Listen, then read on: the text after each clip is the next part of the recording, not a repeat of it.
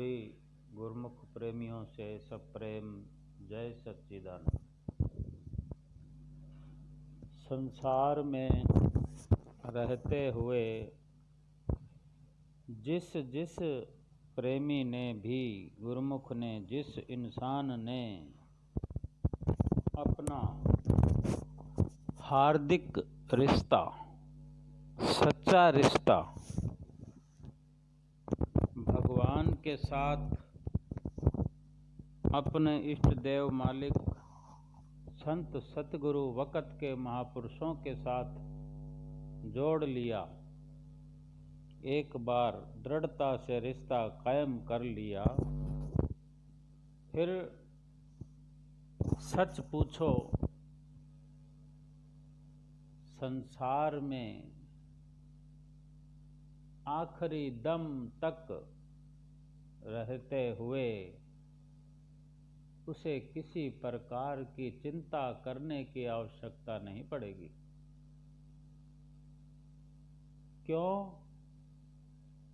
कि जो संसार को रचने वाला प्रभु है,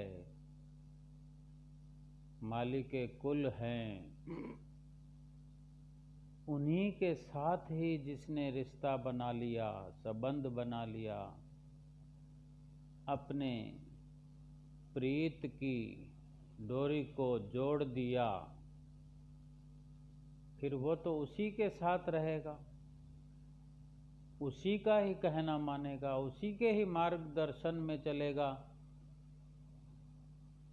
उसी से ही अपने जीने के लिए सब कुछ प्राप्त करेगा। और प्रभु से, मालिक के कुल से, वक़्त के संत सतगुरु महापुरुषों से कभी कोई ऐसी शिक्षा प्राप्त हो सकती है? क्या कभी ऐसा मार्गदर्शन मिलता है जिससे हमें या किसी को नुकसान हो सकता है, दुख हो सकता है, या वो माया में भटक सकता है? माया जिस प्रभु के चरणों की दासी है, वो प्रभु के साथ रहने वालों को, प्रभु के नाम को जपने वाले को, प्रभु के रिश्तेदारों को क्या अपने भूलेखे में भुला सकती है? नहीं, वही माया ऐसे गुरुमुख प्रेमियों की रक्षा करती है, उनके लिए सहारा बन जाती है। जो माया पूरे संसार को भुला रही है, जिसने भुला रखा है, माया भुलावे सब जग भूलिया, बिसरया करतारा।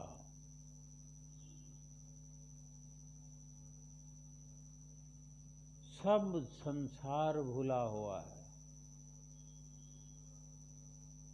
केवल गुरुमुख प्रेमी जो संत महापुरुषों की शरण में हैं, प्रभु नाम के दीवाने हैं, वही दुखों से आज़ाद हैं, दुखों से बेपरवाह हैं, जिन्हें माया का डर नहीं, काल का भी डर नहीं, जिनका लोक और परलोक स्वर्णिम अक्षरों में लिखा जा रहा है, लगातार हर पल उनका सुहेला हो रहा है। कितने सुंदर पलों का साथ मिलता है गुरुमुख प्रेमियों को, कितना आनंदित जीवन बनता है उनका, कितना आराम मिलता है इस लोक में भी और परलोक में भी,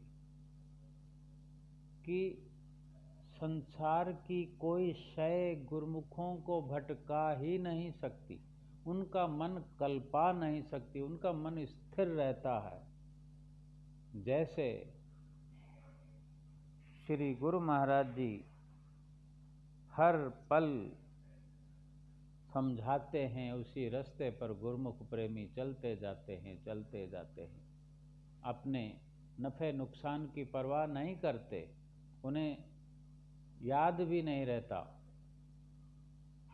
कि जब वो श्री गुरु महाराज जी के रहनुमाई में चलते हैं और कुछ करने की ज़रूरत नहीं रहती।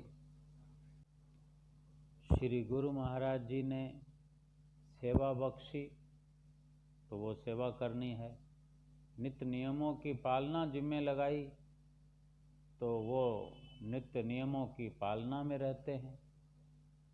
हर वक़्त उन्हीं का ध्यान करते हैं, प्रभु के नाम का सिमरन करते हैं और इसी तरह हर पल उनका व्यतीत होता है।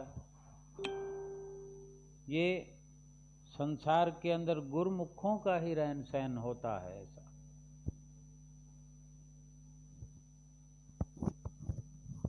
एक भगत जी श्री आनंदपुर दरबार में सेवा करते थे। बख्शू भगत जी जिनका नाम था,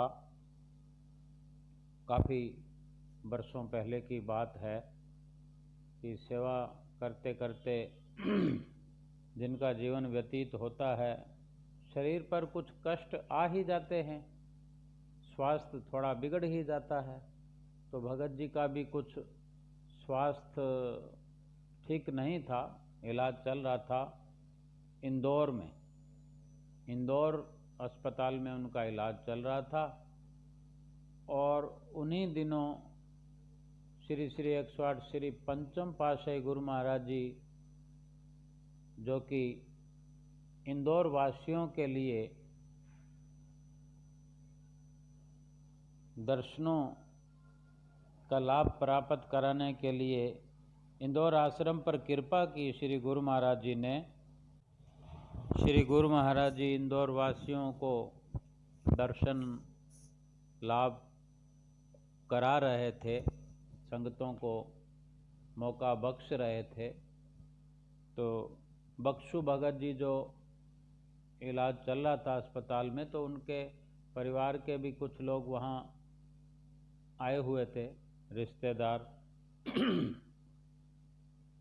जैसे उन्हें पता लगा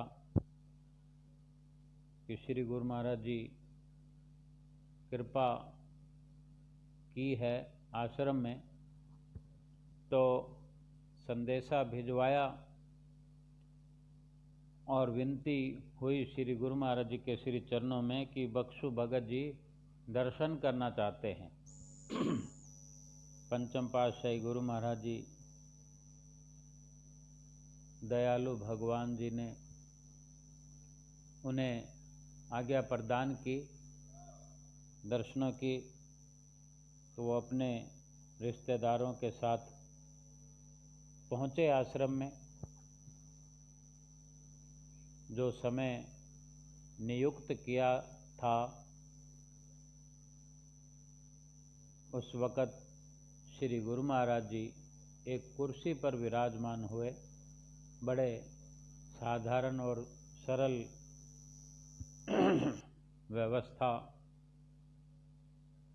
में अपने प्रेमियों के साथ मिलते हैं।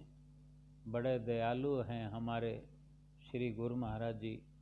आज भी हुजूर गुरु महाराज जी कितने ही सरल तरीके से अपने गुरुमुख प्रेमियों से मिलते हैं, जिसका वर्णन नहीं हो सकता। उनकी महिमा का गायन नहीं कर सकते हम। तो उस वक़्त का जो वर्णन है कि वो भगत जी को लाया गया पिकअप के अंदर, या जिस सवारी में भी थे, तो वो खिड़की की तरफ बैठे थे। उनको बड़े सुविधाजनक तरीके से व्यवस्था की थी और श्री गुरु महाराज जी के सन्मुख हाजिर किया हुजूरी में और जब दर्शन किए भगत जी नतमस्तक हो रहे थे, दर्शनों का लाभ प्राप्त करने लगे और जैसे विनती हुई कि बख्शु भगत जी अपने परिवार के साथ दर्शन करना चाहते हैं, तो परिवार साथ में जब आया भी था और दर्शन कर रहे थे जैसे, तो श्री गुरु महाराज जी ने बड़ी कृपा की और प्रवचन किए कि बख्शु भगत जी से कह रहे हैं, बख्शु भगत जी ये तुम्हारे रिश्तेदार हैं कि हम तुम्हारे रिश्तेदार हैं? तो भगत जी हाथ जोड़कर सिर झुकाकर कहने लगे, आप मेरे रिश्तेदार हैं और सच्चे रिश्तेदार तो आप ही हैं। कितनी सुंदरता लिए हुए विचारधारा है ये। हम सब अपना लेवें इस विचारधारा को, अपने हृदयंगम कर लेवें, अपने हृदय के अंदर ठोर पा जाए ये विचारधारा कि सच्चे रिश्तेदार तो श्री गुरु महाराज जी हैं। रिश्तेदार तो हैं ही गुरु महाराज जी। तो उनके साथ जो परिवार था वो परिवार भी विनती करता है हाथ जोड़कर कि श्री गुरु महाराज जी हमारे सच्चे रिश्तेदार तो आप ही हैं। कितना आनंद आता है ये कहते हुए, और कोई और कह रहा हो तो हमें ये सुनते हुए। और वर्णन भी है, बने तो सतगुरु से बने, नहीं बिगड़े भरपूर, तुलसी बने जो और से, ता बनवे पर दूर। परम संत तुलसीदास जी अपनी वाणी में वर्णन करते हैं कि अगर किसी से रिश्ता बने, बनी बनाई हो, जैसे हम दुनिया में देखते हैं कि हमारी बनी बनाई कहाँ तक है, दुनिया में कहाँ कहाँ तक हमारा साम्राज्य फैला हुआ है, हमने फैला रखा है, हमारा ये, हमारा वो, हमारा फलाना, हमारा डिगड़ा। लेकिन संतों ने फैसला दिया है कि बने तो सतगुरु से बने, नहीं बिगड़े भरपूर। अगर रिश्ता बने तो सतगुरु से बने, और सतगुरु से रिश्ता नहीं बनाना तो फिर दुनिया पूरी से बिगड़ जाए, चाहे कोई फर्क पड़ने वाला नहीं। अगर सतगुरु से रिश्ता नहीं बनाया, भगवान के नाम से चित्त नहीं लगाया, फिर दुनिया से लगाओ ना लगाओ, रिश्ता बनाओ ना बनाओ, उसका कोई फायदा नहीं होने वाला। और सतगुरु से रिश्ता बन गया, फिर चाहे संसार से बना के रखो भले ही, लेकिन हमारे अंदर मान केवल सतगुरु से रिश्ता बनाने का हो, हमारे अंदर परिपक्वता सतगुरु के रिश्ते की हो, वो पक्का होना चाहिए। हर वक्त यही ख्याल होना चाहिए कि अगर कोई मेरे रिश्तेदार हैं वो तो केवल मेरे श्री गुरु महाराज जी हैं। बने तो सतगुरु से बने, नहीं बिगड़े भरपूर, तुलसी बने जो और से, ता बनवे पर दूर। अगर गुरु महाराज जी से रिश्ता कायम नहीं किया, संतों महापुरुषों से सच्चा हार्दिक प्रेम, हार्दिक संबंध, हार्दिक रिश्ता नहीं बनाया,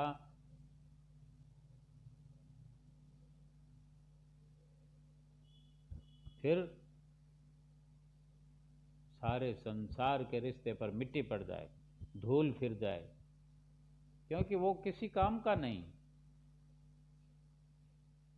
और जब तक ये समझ नहीं आएगी, एक एक पल हमारा जाया हो रहा है, एक पल, एक एक श्वास हमारा मिट्टी में जा रहा है, मिट्टी में मिल रहा है, मिट्टी हो रहा है। जो सोने चांदी की, हीरे मोतियों की, मणि माणिकों की असर रखने वाली ये श्वासों की जो दौलत है हम इन्हें मिट्टी में मिला रहे हैं।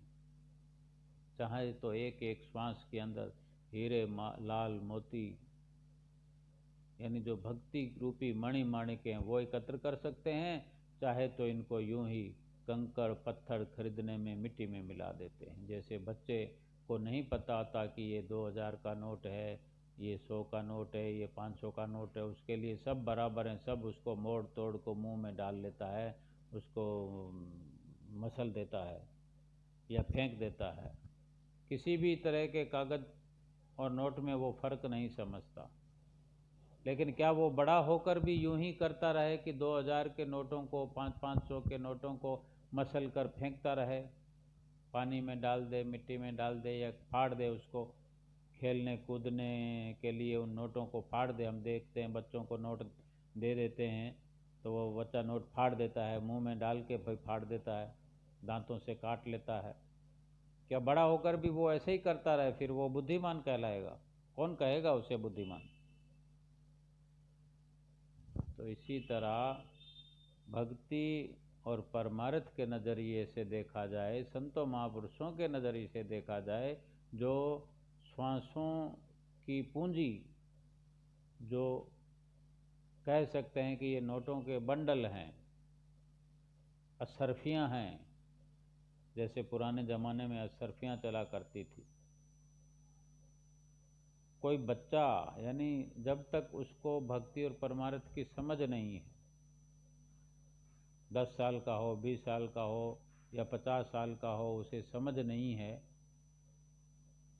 लेकिन वो जीवन भर ही अनसमझ रहे कि अपने पूरे श्वासों की पूंजी को लुटा दे, जाया कर दे, हर श्वास को मिट्टी में मिला दे, फिर उसका खामियाजा कौन भरेगा? अगर घर में नोटों के बंडल पड़े हो, एक एक बंडल उठा उठा कर बाहर फेंकते जाएं या बांटते जाएं लोगों को, या गलत किसी खर्चे में लगाते जाएं, किसी गलत काम में खर्च करते जाएं, सारा खजाना खाली हो जाएगा। फिर वो कंगालिया हालत के लिए फिर कौन जिम्मेवार? इसी तरह हम गुरुमुख प्रेमियों को ऐसा स्वर्णिम दरबार मिला है, ऐसा ठिकाना मिला है, ऐसा बैकुंठ का नजराना मिला है और ऐसा सतगुरु मस्ताना मिला है। हम कितने भाग्यशाली हैं, अपने भागों की जितनी भी सराहना करें कम है। एक एक पल का लाभ उठाएं, एक एक श्वास को स्वर्णिम अक्षरों में लिखा जाए, ऐसा कार्य करें कि हमारा जो जीवन है इस तरह सुखी हो जाए कि हमें संसार की खबर ही ना रहे, क्योंकि संसार में तो दुख ही दुख है।